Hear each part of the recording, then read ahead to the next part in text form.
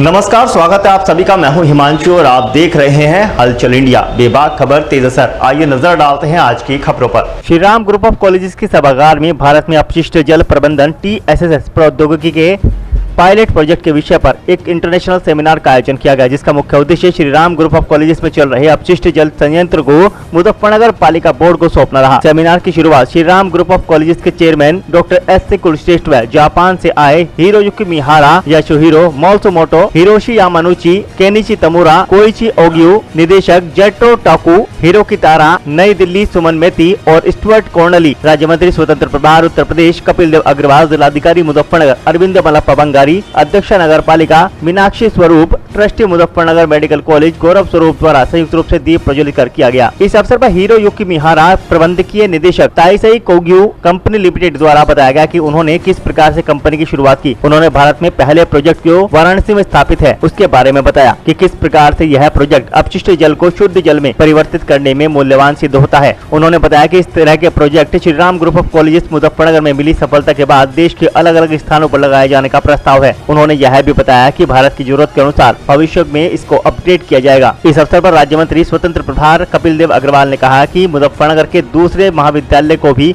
Shri Ram college की तर्ज पर इस तकनीक को अपनाना चाहिए। इस संबंध में आगे बोलते हुए उन्होंने कहा कि पर्यावरण संबंधी समस्याओं को खत्म करने के लिए हमें सकारात्मक सोच के साथ आगे बढ़ना होगा। इस अवसर पर अरविंद मलप्पा बंगाली, जिलाधिकारी मुजफ्फरनगर ने इस प्रोजेक्ट की सराहना की और कहा कि जल प्रदूषण खतरनाक है। यह तकनीक जल प्रदूषण को नियंत्रित करने में सहायक है। उन्होंने बताया कि मुजफ्फरनगर की दो बड़ी नदियाँ हिंद नदी और काली नदी का पानी काफी मात्रा में दूषित हो चुका है। जापान की तकनीक के माध्यम से दोनों नदियों का जल शुद्ध किया जा सकता है। ये मुजफ्फरनगर के श्री राम कॉलेज में जायका कंपनी के द्वारा, जो जापानी कंपनी है, उनके द्वारा water treatment plant Shri Ram college में लगा है। ये दो ही प्रोजेक्ट लगे हैं, एक बनारस में आदरणीय प्रधानमंत्री नरेंद्र मोदी कॉन्स्टिट्यूंसी में और एक मुजफ्फरनगर में हमारी विधानसभा क्षेत्र में।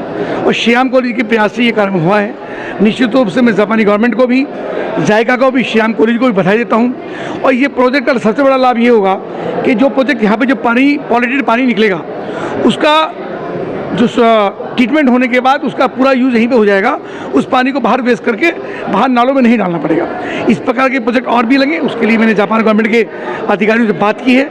यहाँ अन्य जितने हमारे कॉलेज हैं, हॉस्पिटल्स हैं, उनमें भी लगे।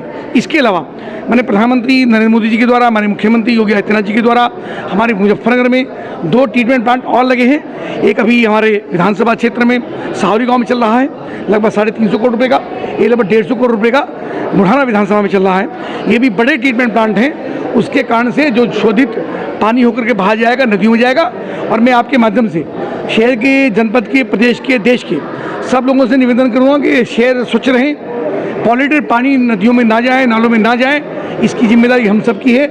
इसे अधिक से अधिक जो भी इसके लिए प्रयास कर सके उसको हमको करना चाहिए। इस प्रोजेक्ट से नगर पालिका को क्या फायदा है? नगर पालिका को ये फायदा है अभी, चूँकि नगर पालिका पे इसी का प्रेशर बहुत है कि पॉल्यूटेड पानी को ट्रीटमेंट करके नदी के अंदर डालें।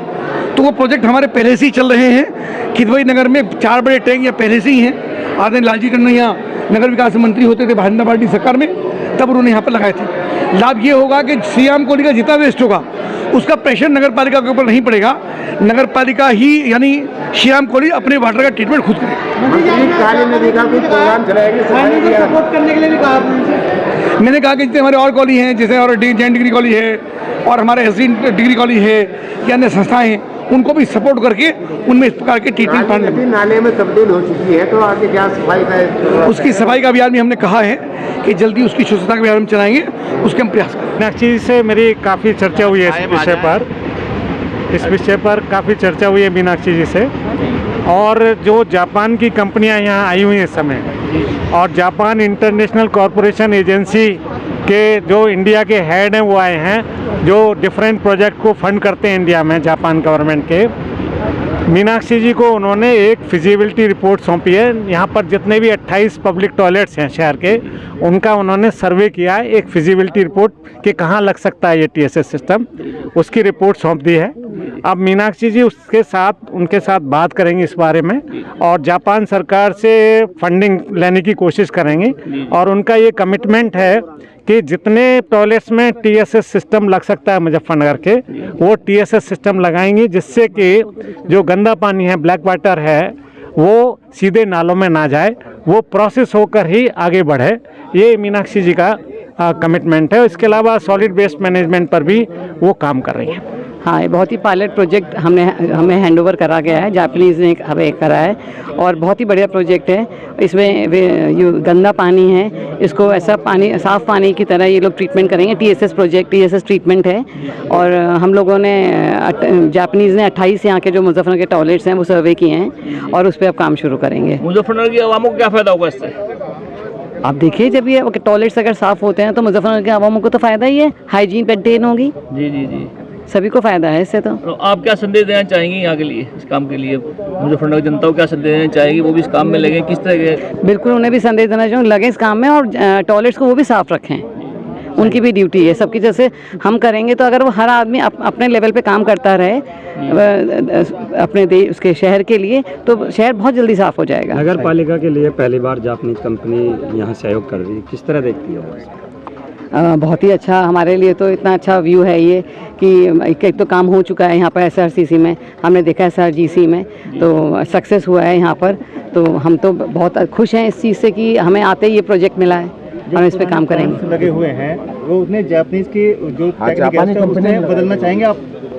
नहीं, अभी तो हमारे जो प्रोजेक्ट्स 2 चल ही रहे हैं, किदवई नगर में चल रहे हैं, जैसे भी ईओ साहब ने बताया, और दूसरी जगह चल रहे हैं। नहीं, अभी बदलना नहीं चाहेंगे, जो जैसे चल रहे हैं उसे वैसे ही चलाएंगे।